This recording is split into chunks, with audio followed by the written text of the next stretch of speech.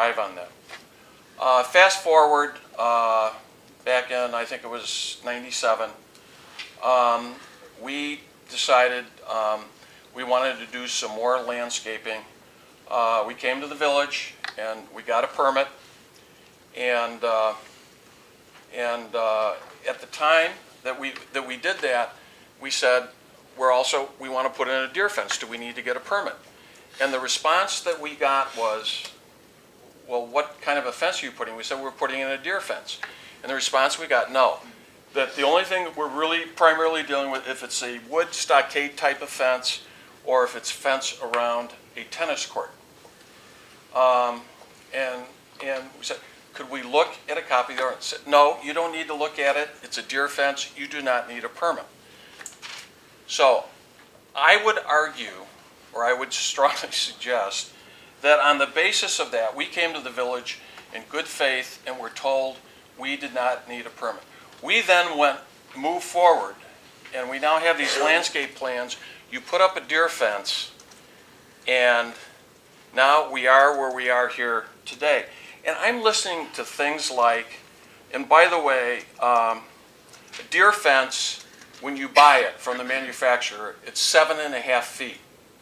And when you install it, a half a foot goes below ground so you can spike it so there's, varmints can't get in underneath. So actually the height of a deer fence is 7 feet. Now, as I stand here, and I hear I could put a 6-foot cyclone fence, a 6-foot deer fence around the permanent right. I'm sorry, I don't get it. Because to me, a deer fence is transparent. A cyclone fence isn't. And I think, my understanding is there's about 5% of the properties in Riverwoods that are impacted as it pertains to deer fences. And the vast majority of those, and I walk around a lot in the village, the vast majority of those are set back. Like if you go down our road, ours, the Hollanders, the deer fences start at the house and they go back.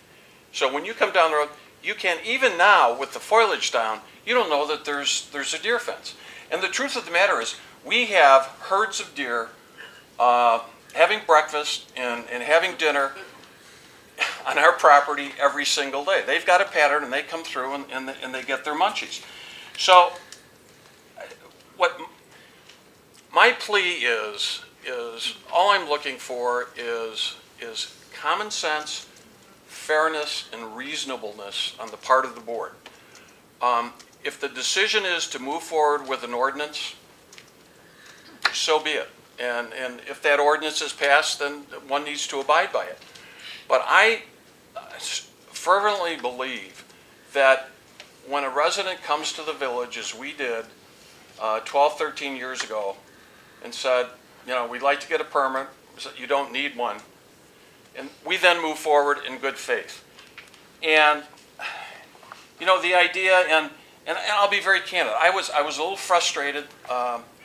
I was at the Planning Commission meetings, and the one aspect that really was never addressed, there was a little bit of head nodding, was the concept of grandfathering. What do we do about those people? As you probably know, there was a draft that said if you had a permit, you were okay. If you didn't, and I'm not, I don't want to single us out, but if you could indicate that you had spent a significant sum of money, then maybe we would extend that. Well, I guess what I would like to leave you with in the context of being fair and reasonable is to ask someone who acted in good faith 12 years ago to say, in 3 years, you're going to have to reconfigure your fence. It's not simply $5,000 to tear it down and $10,000 to re-erect it. It is 12 years of my wife working 5-6 days a week planning all of this. it's the investment of all of the bulbs and the plants and the shrubs over time, and to the extent you have to expose, we put in, brick paths, and we have patios and whatnot. And you just don't reconfigure a deer fence. And I just like to, because I'm doing this for my wife. And that's what a godly husband should do. You don't put the sweat, blood, and equity into it. And this is from the Chicago Tribune. She was voted best garden in Chicago. This was an 8-page spread in Chicago Home and Garden, and it's Janet's Gardens.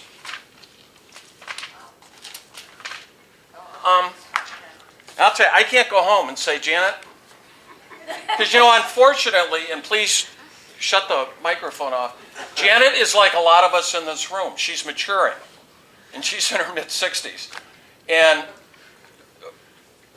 we can't go out and reconfigure. So I'm just pleading for fairness and reasonableness. I mean, and we share our gardens. We're on the Botanical Garden Walk through the Village Garden. We open up our garden to the village. We have a number of children like the Lydia Home. Kids come out and we teach them how to garden. And to just say, because your deer fence is 7 feet and not 6, and we went in good faith and we're told we didn't need a permit. I just thank you for your strong consideration.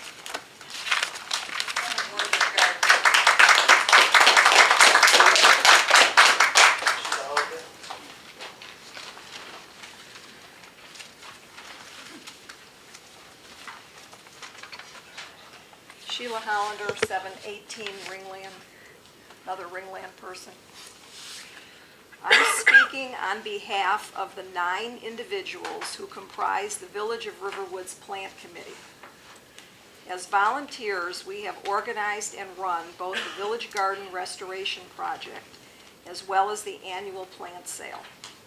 We are deeply concerned that the proposed fence ordinance will jeopardize both of these endeavors.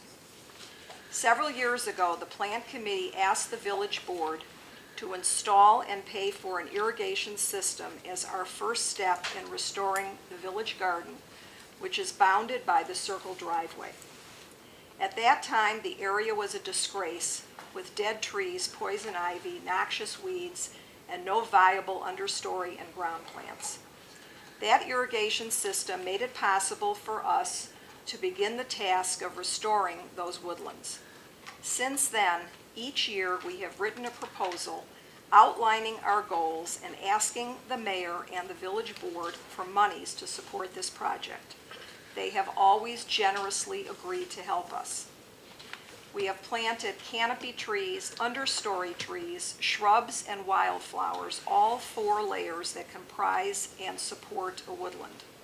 We have purchased signage and thus created a demonstration garden, a sort of botanical garden west, planted entirely with native plants for all residents to learn from and enjoy.